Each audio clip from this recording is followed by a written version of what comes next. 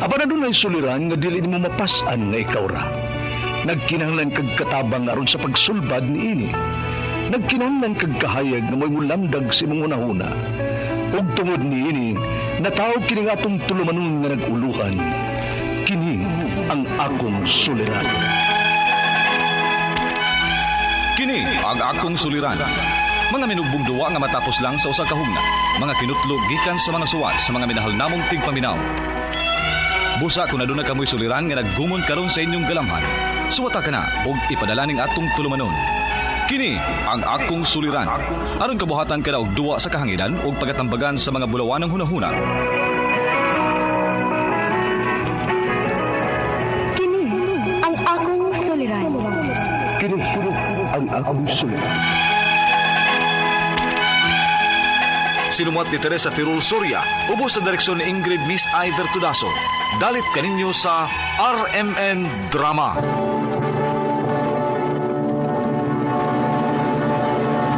Recorded by X Thunder Gaming.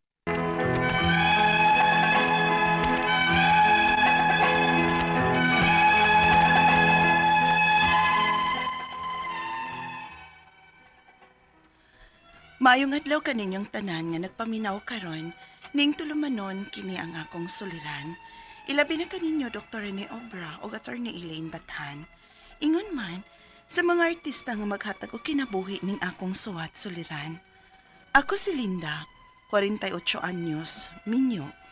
Nagpuyo dinhi sa Cebu City. Punto medikal kining akong suliran. Kabahin kini sa akong sakit nga asthma. Aron inyong hisabtan, sugdon ko sa dihang midagan ko pag miagking barangay eleksyon. Ingon inyang mga panghita po.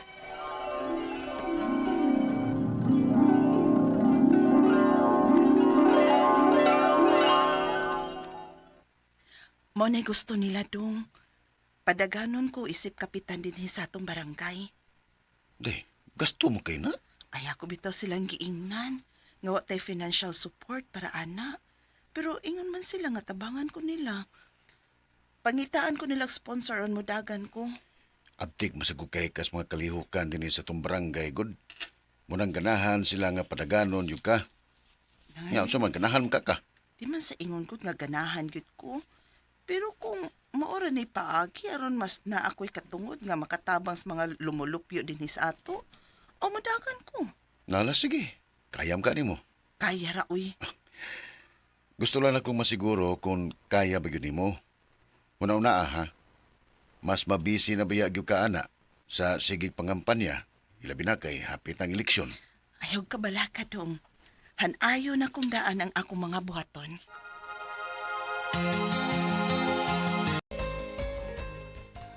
Musta naman? Ay, kapuya di ani mo dagan ta eh. Kay kinahanglan gyud nga ikahimamat sa gyud natong mga tao. Oh, siyempre, aron makailas na mo. Unya pa yun, kinahanglan yun mo suot-suot yun kada sityo. Mabitaw na among gibuhat ganina. Wagit ko magtuo nga, di mo dahil lalim eh. Oh, di yun. Kapoy yun na kay mahuli kag gabi na kayo, unya kinahanglan na sad ka nga mo bangon og sayo, aron makikimamat sa lain. Lagi taon eh. Ya, suman ikaw na ka. Na, human na.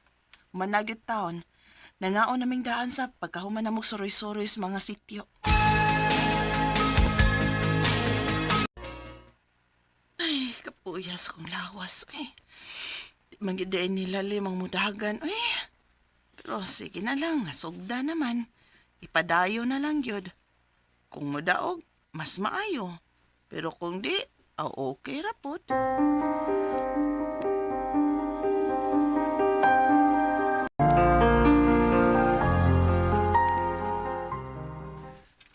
Kuna dahil daw eh. Wa magi ka makadaog. Gamay ra gid ang taog labaw ang usan nimo. Na, sige lang uy. Ay, Wa man sabgyud ko mag-expect nga modaog ko. Tingali, dili pa gyud ni para nako. basin po tuod. Oh, ano ka? Okay ra ka? Nalipong man ko eh. Uy, mao ba? Kadya sa, tawagon sa na akong bana nimo. Doon na kay gipamati. Sa kakapoy lang tingali ni Jose eh. Sukad ba yatong sugod na ang pagpangampanya? Kamay na lang kay kong kinatulkan. Mabitan na akong gingon nimo, pero sige lang, man naman. Ang importante, mamawi ka karon.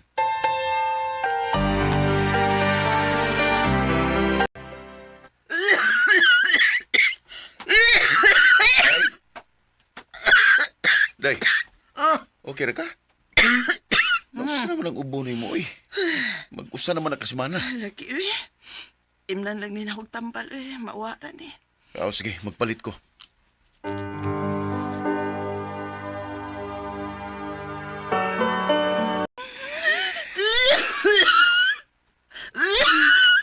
Ninom na kasi mong tambal? Manadong. Yan anong wa pa man ginamawa ng imong ubo. Naglipog sa bitaw ko dong. Maramag, wa mo ipik ang tambal ni akong giinom dong, uy. Unsa?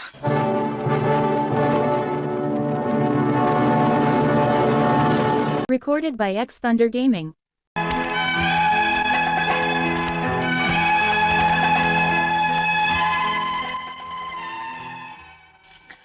Pag-una, dili pa man kayo grabe ang akong ubo.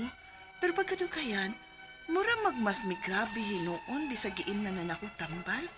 Wa man kahapon mawa. Warasap ko magpa-check up kaya kung huna-huna nga mawa ra gyud siya. Hangtod nga nanasad ko'y laing nabantayan nga akong gipamati. Maghilanat ko pero mawa ra sab dayon. Unya ang pinakagrabe. Relax lang. Kayo pa da. Relax lang, day. Dadun lang ka sa ospital, bi.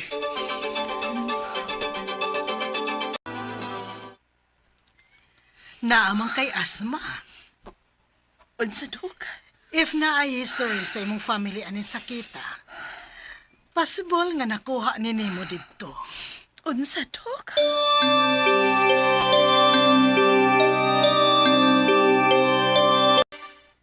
Wa man ko'y nahinumduman nga naay hubakon sa among pamilya, oy Linda. Ma, Sa amo sad, wa pa igihubag ato. kun mauna, asam din ako makuha.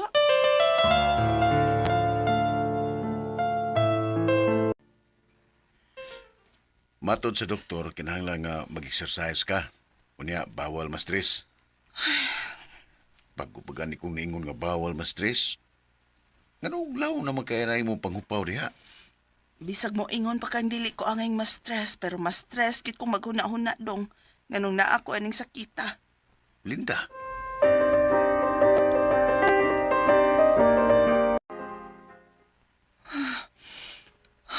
Oh, Linda, nasam ka? Huot man akong dughan dong. Bilang maglisod ko kinhawa. Usa? Uy, dadot ka sa ospital.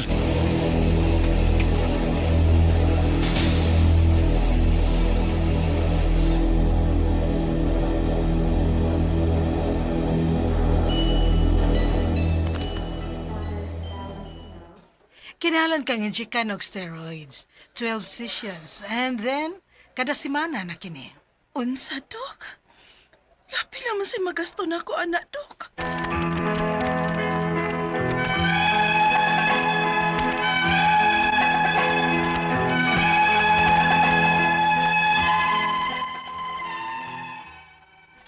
Mo ni akong problema kay financially, walang-wala gyud mi. O kinahanglan ko nung nga injekan ko og steroids.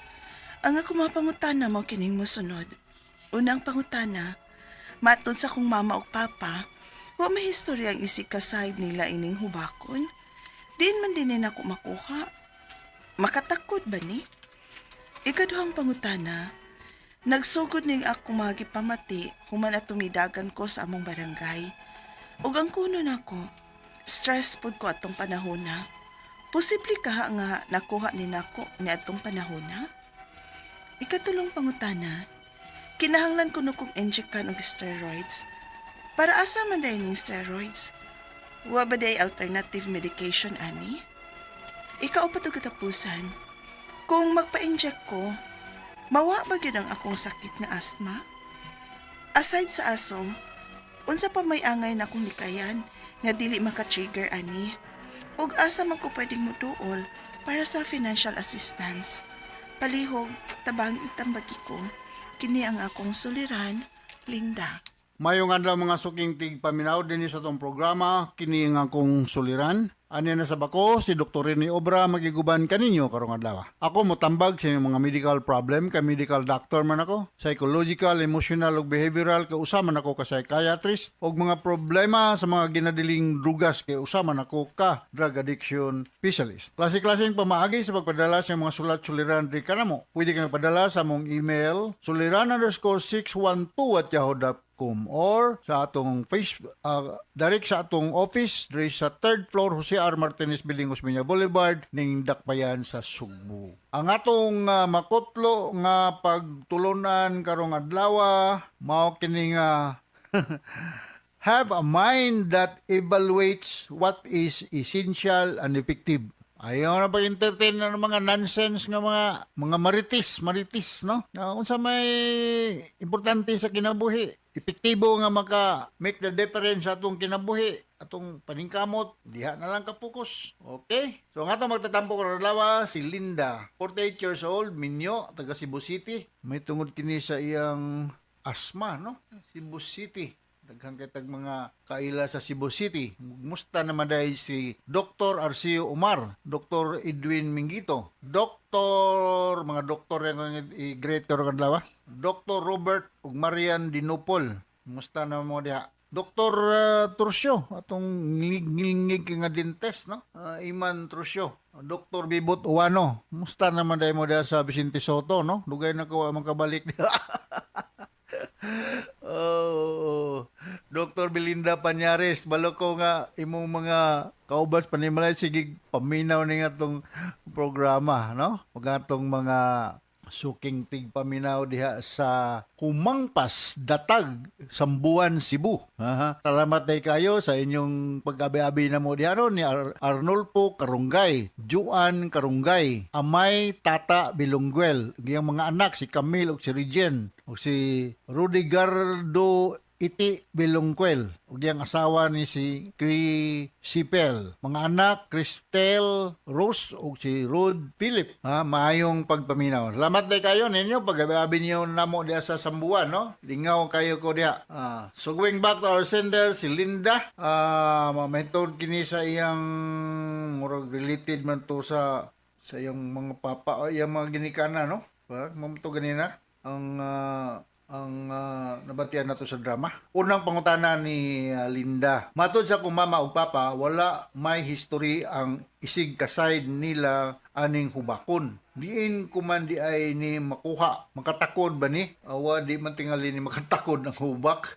So makuha na nato through na mga genetic factor pero nagay maka-triggers ani, pollens, allergens, pagkaon. So ang may tabo manggod sa hubak, ang imong mga respiratory passages mo constrict, mo gamay. Mo nang ang hubakon nga tao ang gininhawan murag tingog sa iring kay maglisod og agi ang hangin diha sa iyang mga respiratory passages, no? Kadagan ako sa una, ako di ko maulaw niyo, hubakon mo ko sa una. Hubakon gyud ko sa elementary pa ko, hubakon ko pero di na ko sa college nawala man.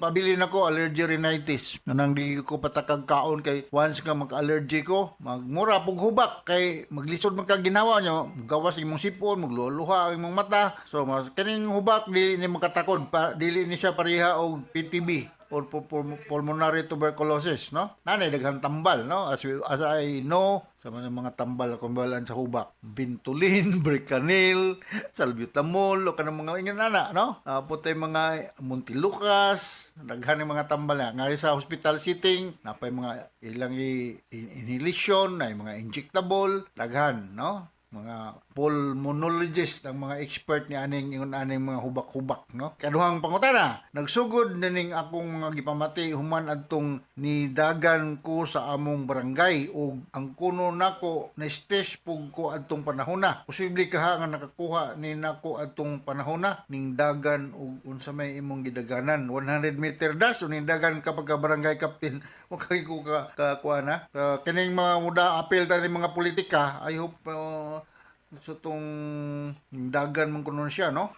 Mas maka-stress pa yagon eh. Ha? Maka-stress pag gini mo dagan-dagan ka. Kay siyempre bisag unsa ka maayo nimo na kay ikabangga nga tuas pikas. Muluwer imong resistance once nga dili ka komportable kung sa may imong kahimtang at that point in time, no? At that kanang sitwasyon, no? So kumuluwer imong resistance dali ka igon aning mga maka-triggers. So balikon ako, maka-triggers aning hubak, kining pollens, dust, smoke, mga maka-allergy nga mga pagkaon ug naagyo poy mobilib ko na ay genetic component kay kabalo ko na yung pamilya nga puro gud hubakon yan ay nebulizer mga inana, no? Sunod nga pangutana, kinahanglan daw kong injeksyonan og steroids. Kung ingon sa imong pulmonologist nganong dili man para asa man na ang steroids, wala ba di ay alternative medication ani? Na daghang alternative medication katong giingon nako, mga Brecanil, Ventolin, Montelukast, mga steam inhalation o sa naman lang diha, no? Pero giingon nga imong nga steroids ang imong i-inject, tuhoy lang po siya kay siya may nakakuan nimo. Nindot man sa dang steroids, corticosteroids, no? Makakuan man siya mga infection, makapugong ug uban pang mga bati nga paminaw nimo sa imong lawas. Ikaw pa to katapos ang pangutana. Kung magpa-inject ko, mawala ba gyud ang akong sakit nga asthma? Adili guaranteed 100%, but mga libyo. Aside sa aso, kung sa may angay na kong likayan, abog, kanang mga pollens nga gikan sa mga kahoy, ha? Mao na imong likayan, ha? Mga trigger. Ug asa man ko pwedeng muduol para financial assistance. Di siya kumingon muduol ka sa Arimen, no? Pero karon panahon mo sa eleksyon, kuan, Linda, no? Daghang kayo mga politiko ron nga may sponsor ug mga pasyente basta kay mubutar lang mo niya.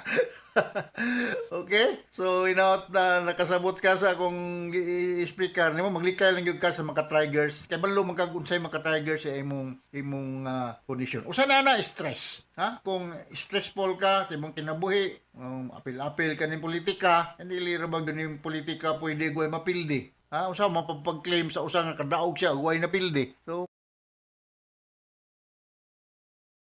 mao na nga kung apil ka andam kag tagana nga mudawat nga mapildi ka. Kay kung dili ka andam nga mudawat nga mapildi ka, dayon lang mag-apil. Hindi man pwede duhay makadaog. Okay? So hinaut na kay nakutlong nga pagtulunan karong adlaw len. Ako si Dr. Rene Obra once again. Og salamat kayo sa libuan, millions nga naminaw sa itong programa all over the world to our live streaming. Daghang kay tag suking tig paminaw ug taas kay tag rating din sa atong lugar. So from all of us sa Radio Mindanao Network Production Center, Radio Mo Nationwide Tatakaraman, daghang salamat o maayong